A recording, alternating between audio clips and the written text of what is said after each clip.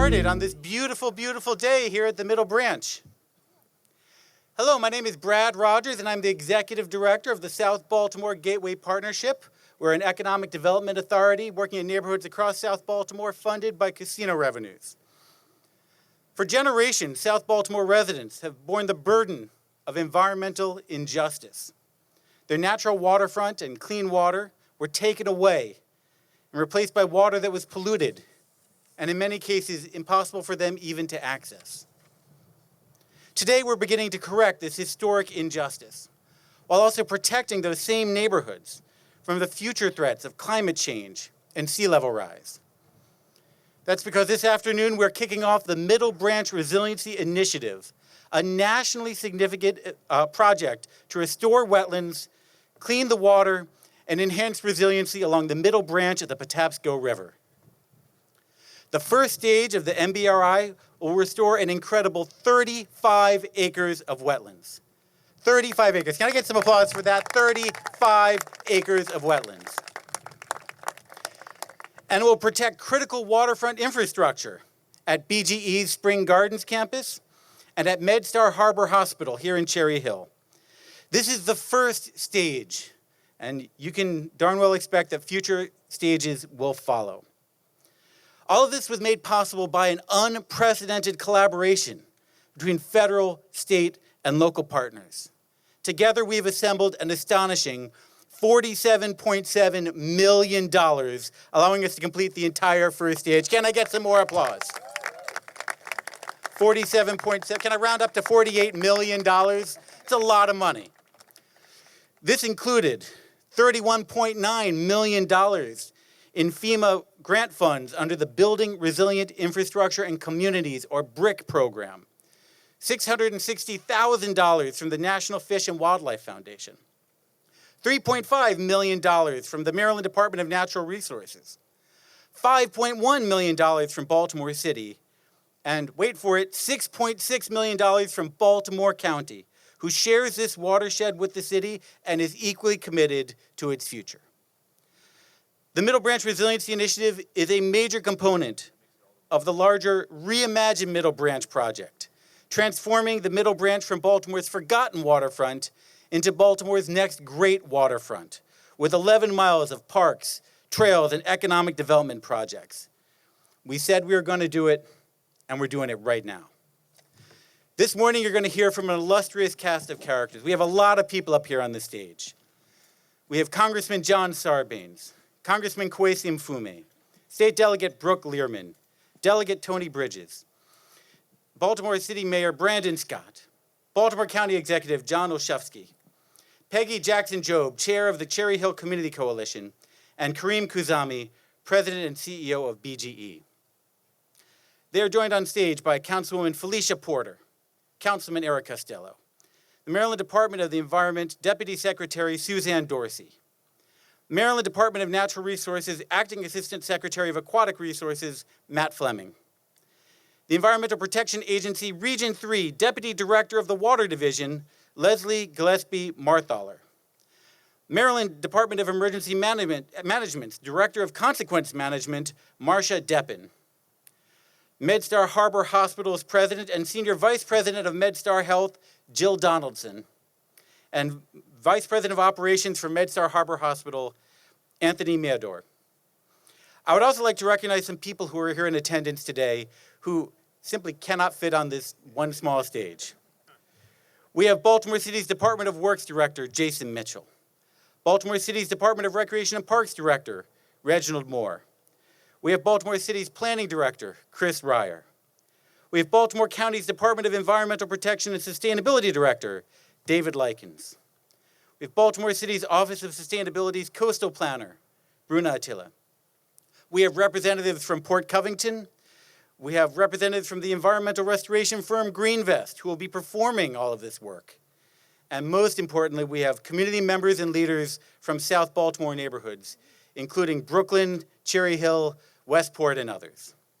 And I'd also like to take this moment to recognize some folks who could not be here today. Senate President Bill Ferguson and Ethan Cohen from the mayor's office, both of whom have been an important part of this initiative, and none of it would be happening without them. And now, I am pleased to hand the microphone over to Congressman John Sarbanes. Good afternoon, everybody. Thank you, Brad. I see on the schedule I get 3 minutes. I'm going to try and move fast here. This is a great day. It represents the culmination of a lot of planning and energy and commitment and advocacy over the last few years. This Middle Branch Resilience Initiative, Stage 1, that we're celebrating today is, as you know, part of a larger Middle Branch redevelopment effort and project, which is known as Reimagining Middle Branch, which is going to connect environmental, economic, recreational, and all kinds of other elements together, but focused in particular on connecting communities to this waterfront, this beautiful waterfront that's going to be enhanced over the coming years. And that's the key. You have to have the community input, that perspective, and in planning and designing, you have to make sure this isn't just a shoreline for some, that it is an access point for many, particularly including those that are in the communities nearby. I'm very pleased to be with state and local officials who helped to make this happen. Of course, I'm here with my colleague in Congress, Kwesi Mfume, and we were proud last year to help lead a letter on the part of the Maryland delegation urging FEMA to award this grant that was just mentioned to you, the Building Resilient Infrastructure and Communities Grant, BRIC grant, in this very significant amount of $32 million. These federal resources, in the case of South Baltimore, mean mitigating flood risk, as has been alluded to, when it comes to public utilities and medical facilities, transportation infrastructure, and the communities surrounding this. So this helps to address that flood risk over time. It's a sustainable enterprise.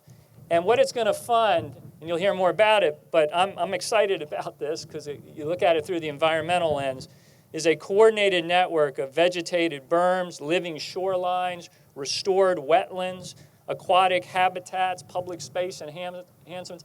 For 20 years, I've been coming down here because when my son was 8 years old, he used to drag me down over near there by Resco and the casino to look at warblers. He's an avid birder. And we saw the potential to bring this shoreline and then to connect with people that already had on their radar screen uplifting this made a huge difference. When it comes to climate change, we need to be taking initiatives like this for all of the obvious reasons. This is going to help revitalize the environment here in Middle Branch. And then again, to close, to help people understand what is happening here that is transformational, because a lot of folks still don't appreciate in this region what is going to happen here along the Middle Branch. This is a world-class undertaking with world-class expertise being brought to bear in the planning and design. You couldn't secure the kind of dollars that are coming in here unless you had confidence that this was actually going to happen. And so I want to thank Brad, I want to thank Ethan Cohen, I want to thank the mayor, I want to thank all of the organizations that are part of this joint effort to lift up the Middle Branch, to reimagine the Middle Branch, and in this stage 1 of resilience, to make a huge difference. Thank you all very much for being here today. Now I'd like to introduce Congressman Kwesi Mfume. Well, thank you very much, all you people in the back, for that standing ovation. Muchas gracias. Thank you, Brad. I'm glad to be here with everyone else. Allow me, in the little bit of time I have, to make a couple of comments, particularly to thank Ben Cardin, our senior senator, Chris Van Hollen, our junior senator, Congressman Sarbanes, Congressman Rupersberger. And by the way, this is in Dutch's district until January 3rd, then it's mine. I want to thank Mayor Scott for being here, obviously, and for the county executive, John Olszewski, and our designee, at least in terms of our party, for the comptroller office, Brooke Lehrman, as well as all of the people who have come out today. It's very, very important. And I think more than anything else, I want to just thank the residents of Cherry Hill, Fairfield, Curtis Bay, Brooklyn, for having endured for such a long, long time the unusually massive flooding that has been taking place because we've not had the kind of flood resiliency that we needed. I do know that in many respects, as John just said, this has been in the works for a while, and I want to congratulate him and our 2 senators, because in 2018, that's actually got passed, but there was no funding for it. We had a different resident in the White House at the time.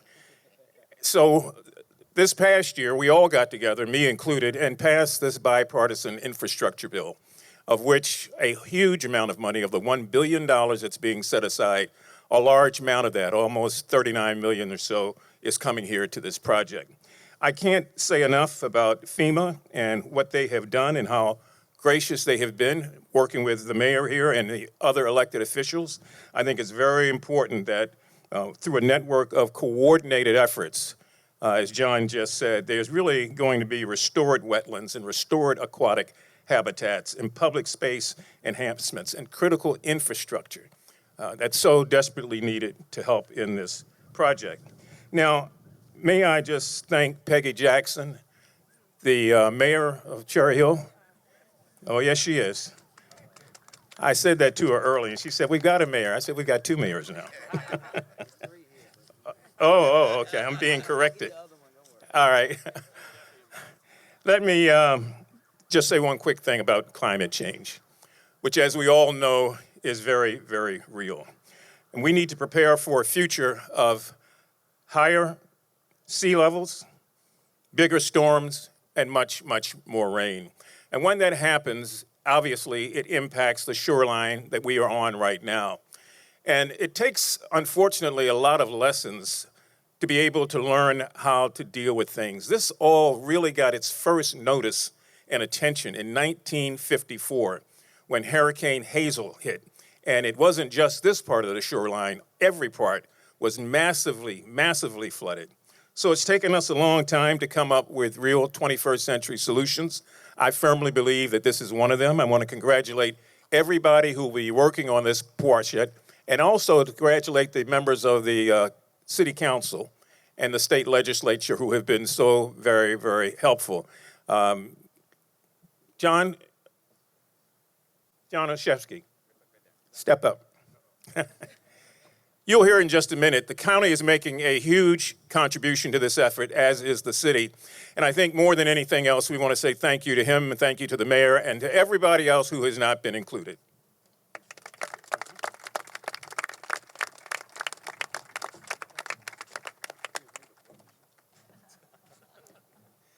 To that end, I'm very proud to introduce now Mayor Brandon Scott. Thank you, Brad. Let me clear one thing up. Mr. Congressman, there are 3 mayors here today. There are 2 mayors of Cherry Hill. We have another mayor of Cherry Hill, Mr. Middleton, who has joined us today. Mr. Mayor, how are you? And thank you, Brad, for all the great work coming out of the South Baltimore Gateway Partnership. And good afternoon to everyone, all of our elected officials. If they didn't tell you, the group shot is going to be us in kayaks. I'm sorry for the late warning on that. And community business leaders, everyone who have taken time out of the day to join us for this special announcement. Just a few weeks ago, Brad and I and some other folks were over at MedStar Harbor Hospital to announce a significant award from FEMA. And today, we're pleased to, as you know, make an additional investment that will be instrumental in protecting the critical infrastructure and community lifelines for those who live here in South Baltimore. And just yesterday, I attended the Harbor Heartbeat Report Card release, and as I said there, I firmly believe that improving water quality in the Baltimore Harbor and Chesapeake Bay is vital because of its importance to our city and state and region, but also making sure that we are preparing ourselves for the changing climate and realities that we have. We know that there are some folks, Mr. Congressman, that still believe that it's not real, but we know it's real. We see what happens in our residents' homes when we have these severe storms. We see what's happening across the country and across the world. The funding for this initiative will allow us to make significant strides in development and strategy to protect these neighborhoods from storms and flooding while restoring the shoreline of the beautiful middle branch of the Patapsco. And if you have not seen the 4th of July fireworks from the Middle Branch, it is the best place to see them, hands down. You get all of them for the price of none.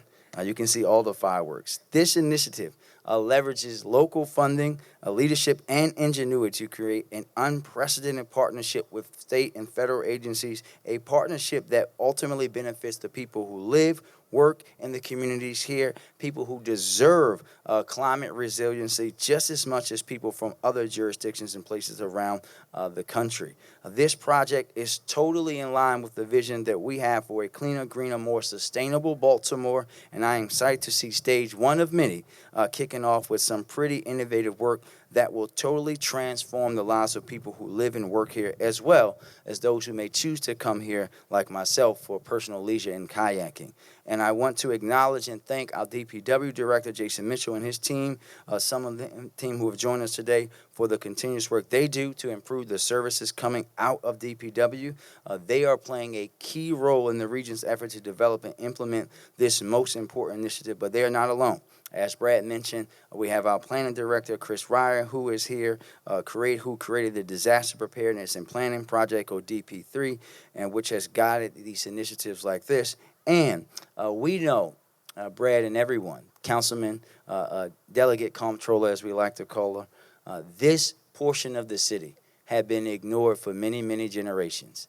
But when you see the investments happening here on the Middle Branch, and if you go up the hill and see the investment that happened in the Middle Branch Fitness and Wellness Center, which will be Baltimore's pride and joy recreation center, you now know, when you see this 2 new schools that are in this neighborhood, that South Baltimore is no longer being ignored, and we're going to continue to invest in this neighborhood because they deserve to be invested in, especially after being cast aside for many, many years. So I am excited to be here today with all of our partners and can't wait to come back as we kick off stage 2. Thank you very much.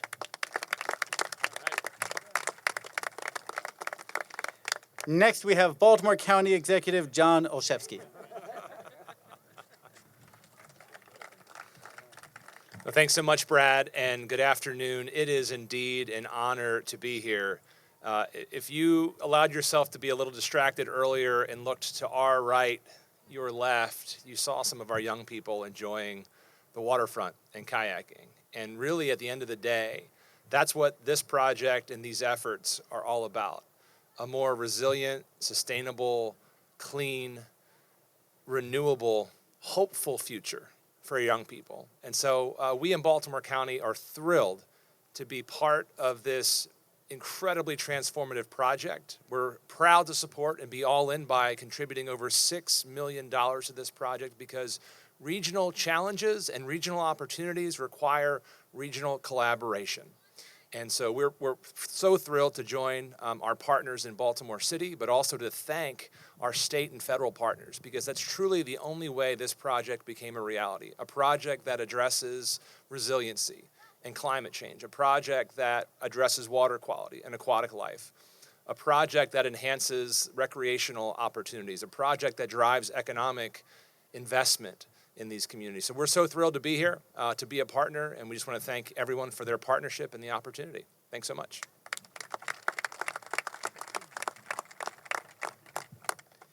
Next, we have Delegate Brooke Lehrman. Thank you. Good afternoon, everybody. It's such a pleasure to be in the 46th District, and especially here in Cherry Hill. As a rower, I also always love being near the water and near our beautiful boathouse that is really the pride and joy of the whole city. I'm Brooke Lehrman. I'm so thrilled and honored to be one of the 3 state delegates that represents Cherry Hill and the South Baltimore communities. I'm here on behalf of Senate President Bill Ferguson, Delegate Robin Lewis, and Delegate Luke Clippinger to say congratulations and also let's go.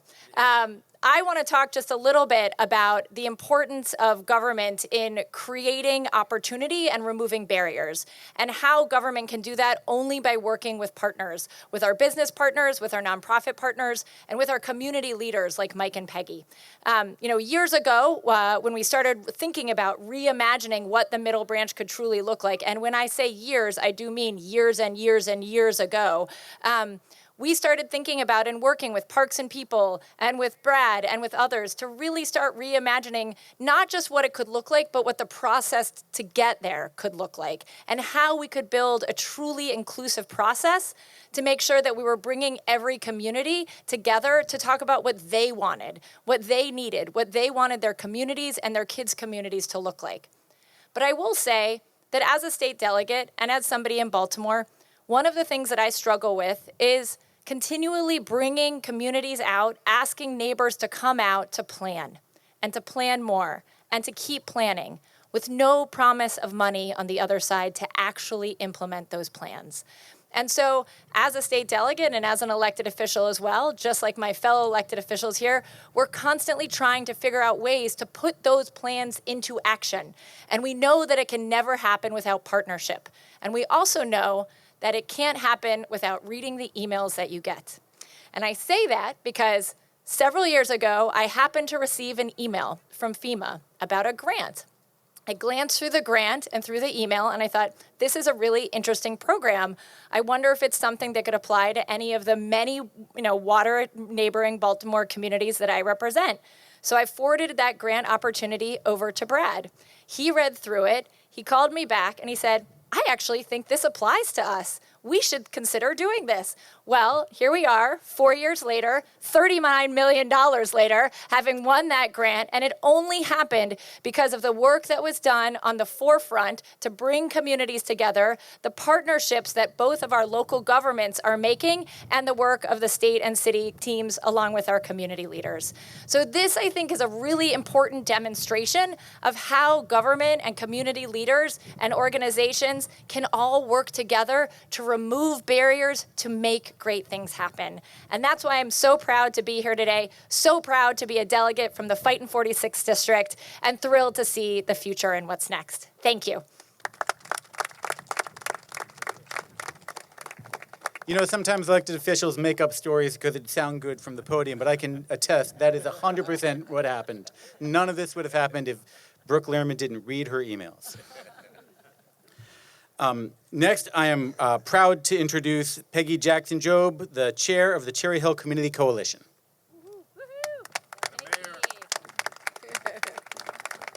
Good afternoon, everyone. I bring you greetings from the Cherry Hill community residents, from the Cherry Hill Community Coalition, and from Cherry Hill Development Corporation, where my partner in crime, Michael Middleton, is standing right over there. So give him a big hand.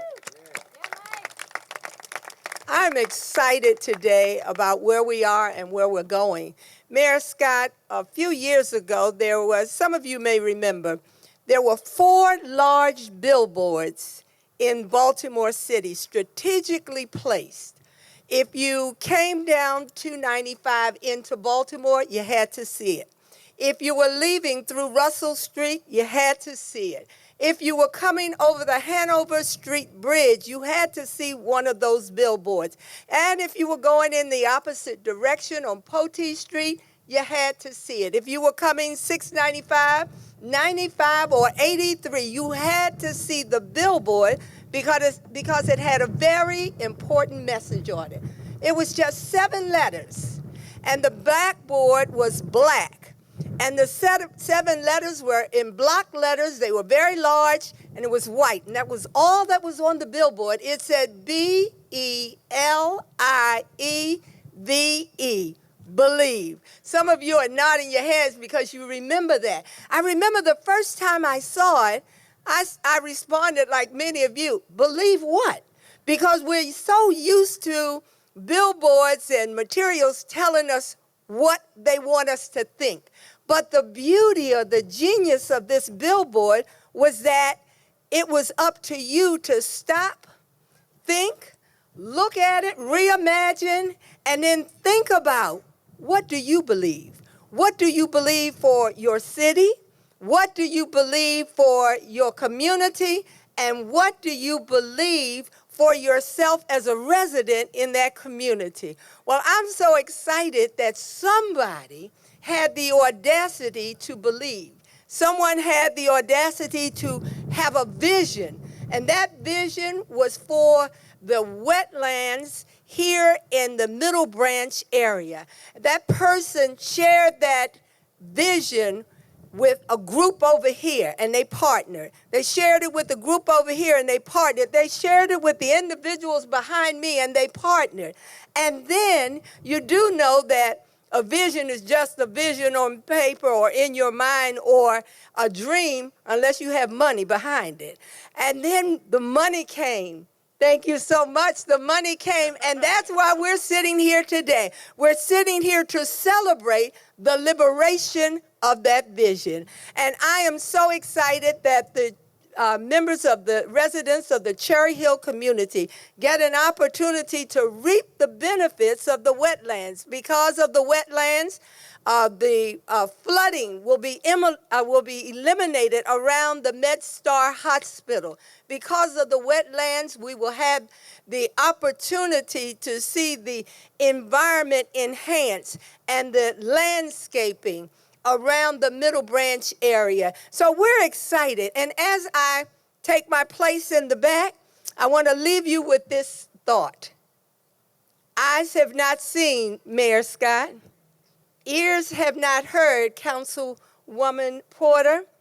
And the mind cannot conceive, partners, about the good things that's coming out of Baltimore City, the communities in the South Baltimore, as specifically Cherry Hill. So if you can believe, and if you believe that we can reimagine the transformation, we can dream the dream, and we can have the vision, I want you to turn to the person next to you and say, neighbor? I believe. And I'll see you here the next time we go to part 2 for reimagining Middle Branch and for believing in the vision. Thank you.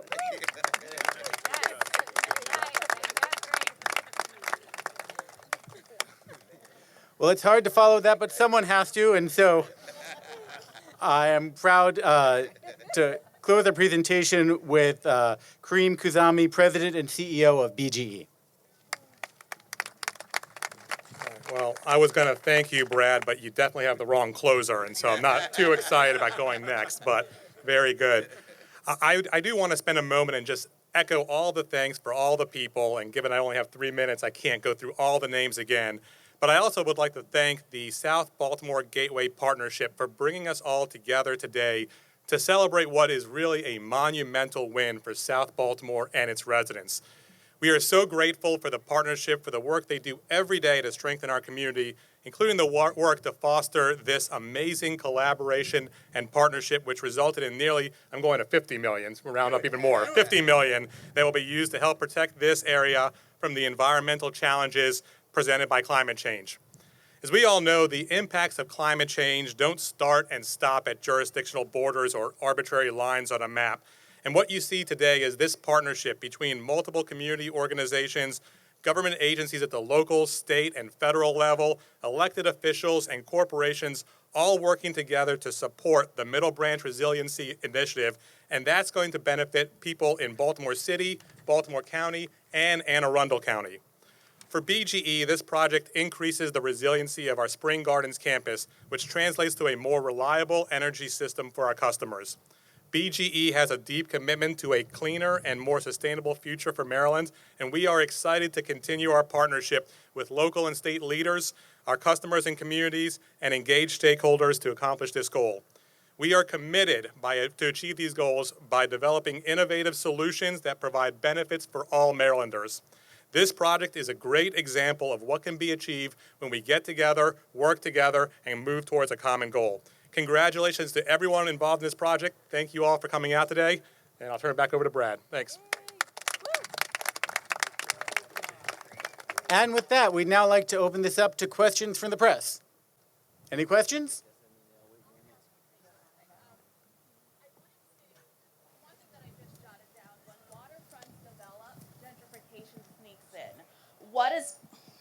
When waterfronts develop, gentrification sneaks in. So what is being done to ensure that the residents in the South Baltimore community will always have access to this? That's a great question. That's an important question. It's at the heart of how we make sure that this is an environmental justice project and not just an environmental project. We've been proud to partner with community organizations across South Baltimore to make this happen, and have been putting resources into making sure that those neighborhoods are in the driver's seat. For example, We're just completing year 3 of a 3-year grant program where the South Baltimore Gateway Partnership provided $900,000 to fund operating support for 3 local community development corporations, allowing them to begin acquiring property now in advance of gentrification so that the community can control its own real estate prior to the market coming in and doing it to them. And I'm proud to say that Mike Middleton, who's here from the Jerry Hill Development Corporation, is working right now on renovating homes for permanent affordability. He's working on other larger projects around the neighborhood, and that's the model for how we want everything to happen around the Middle Branch. Other questions? Thank you, everybody.